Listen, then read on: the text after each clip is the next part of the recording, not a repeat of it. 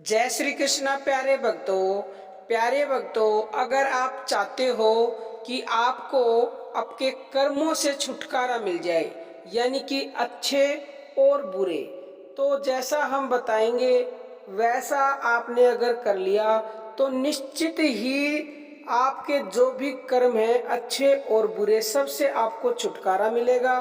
क्योंकि जब तक अच्छे और बुरे दोनों कर्मों से छुटकारा नहीं मिलेगा तब तक आपको परम पद की प्राप्ति नहीं हो सकती, आपको जन्म मरण से छुटकारा नहीं मिल सकता। तो एक एक शब्द को ध्यान से सुनिएगा और अंत तक बने रहिएगा। देखो प्यारे भक्तों, बहुत से मनुष्य क्या करते हैं, वो ये चाहते हैं कि उनको उनके अच्छे अच्छे कर्मों का फल मिल जाए और बुरों का उनको ना मिले, यानी कि बुरे भगवान को दे दें या कोई और भोग ले उनका फल।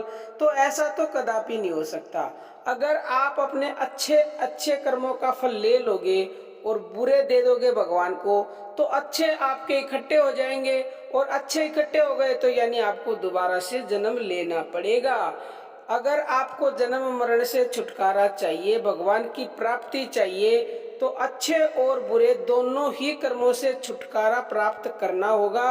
अगर दोनों से नहीं किया तो आपको फिर से 84 निश्चित ही भोगनी पड़ेगी। प्यारे भक्तों, छुटकारा पाना चाहते हो तो अच्छे और बुरे सारे काम उसको अर्पण करने होंगे, क्योंकि वो प्रभु संपूर्ण यानी पूर्ण समर्पण चाहता है। तुम उसको पूर्ण समर्पण कर दो तो निश्चित ही तुम्हें मुक्ति मिलेगी और 184 इस जन्म मरण से हमेशा हमेशा के लिए छुटकारा मिल जाएगा। क्योंकि भक्तजनों, वो हम ही को देता है। अगर हम अच्छे करेंगे तो अच्छे मिलते हैं और बुरे करेंगे तो बुरे मिलते हैं। तो हम अपने अच्छे और बुरे दोनों ही उसको अर्पण कर देंगे, पूर्ण तरह से समर्पित कर देंगे, तो भक्तजनों फिर हमारी मुक्ति तो निश्चित ही है। प्रेमी भक्तजनों, श्री कृष्ण भगवान ने अर्जुन से कहा कि हे अर्जुन, तू सब कुछ मुझ पे अर्पण कर दे और मन को मुझ में लगाए रख, तो तेरी युद्ध में विजय निश्चित है और तुझे मुक्ति मिलेगी, परम पद की प्राप्ति होगी।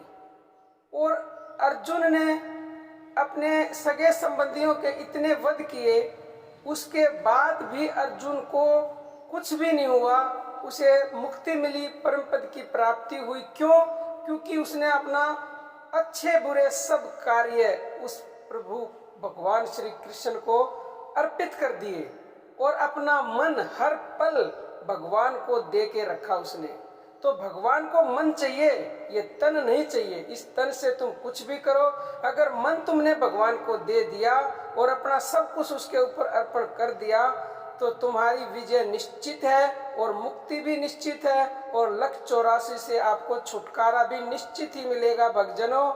और आप हनुमान जी को देखिए, हनुमान जी ने भी कितने वध किए, लंका को जलाया, पता नहीं कितने लोग वहां पे जले, परंतु हनुमान जी जो राम के सबसे बड़े भक्त कहलाते हैं और कलयुग के देवता हैं, तो भक्तजनों वो भी अपना सब कुछ श्री राम पे अर्पण करके चलते थे और अपना मन श्री राम को दे रखा था उसने। तो भक्तजनों, आप भी अपना सब कुछ अर्पण, अच्छे बुरे कर्म प्रभु को अर्पण कर दो, अपना मन उसे हर समय दे के रखो, तो आपको भी मुक्ति मिलेगी, आपको भी हर क्षेत्र में विजय प्राप्त होगी।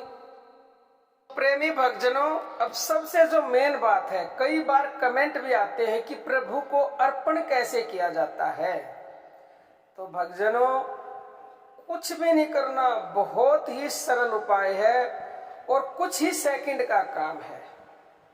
देखो भक्तजनों, भगवान का वास कहाँ है? हमारे अंदर, हमारे हृदय में है, हमारी सांसों में है और हमारे मन में है। तो भक्तजनों, आपको सिर्फ सोते समय रात को, क्योंकि दिन भर जो आप काम करोगे, जब आप रात को सोओगे तो उस समय या तो अपने मन से बोलना है या फिर हमारी सांसों में उसका वास है, तो सांसों के ऊपर बिल्कुल मन टिका के, मतलब जैसे श्वासों की माला से भगवान को अर्पण करना है। श्वासों के ऊपर पूरा आपका ध्यान हो, आपको ऐसे बोलना है, हे प्रभु, या आप हे प्रभु, हे परम पिता, तन मन धन से मैं अपने शुभ अशुभ, अच्छे और बुरे कर्म, सारे कार्य आपको अर्पण करता हूं या करती हूं। ये 3 बार बोलना है रोजाना सोने से पहले। आपको मन से बोलना है और बोलते समय पूरा ध्यान आपका आपकी सांसों पे होना चाहिए, क्योंकि प्रभु का वास उन सांसों में, और सांसों के द्वारा आप उससे जुड़े हुए हो उस समय। बिल्कुल बोल के तुम सो जाओ, फिर उसकी जिम्मेवारी है। सांसों के द्वारा हो गया, या फिर अगर कोई अनहद नाद सुनता है तो अनहद नाद सुनते हुए ऐसे 3 बार बोलो, उसको अर्पण कर दो। या फिर आज्ञा चक्र में कोई ध्यान लगाता है तो उस समय उस परम का वास आज्ञा चक्र में होता है, जब उसका ध्यान पूरा वहां होता है तो उस समय भी आप पूरे समर्पण से भगवान को 3 बार ऐसे बोल के अर्पण कर दो और सो जाओ। और परंतु भक्तजनों, नागा नहीं होना चाहिए। निश्चित तौर पे निश्चित ही 3 बार हर रोज बोलना है आपको, प्रतिदिन। प्यारे भक्तों, ये निश्चित है कि आपको सभी कर्मों से छुटकारा मिल जाएगा, परंतु शर्त एक है कि एक भी दिन नागा नहीं होना चाहिए, यानी कि छूटना नहीं चाहिए। तो आपके सभी कर्मों से छुटकारा मिल जाएगा, परम पद की प्राप्ति हो जाएगी। हर क्षेत्र में, हर कार्य में आपको सफलता न चाहकर भी मिलेगी। तो बाकी प्यारे भक्तों, अर्जी हमारी और मर्जी आपकी। अब हम अपनी वाणी को विराम देते हैं। जय श्री कृष्णा प्यारे भक्त।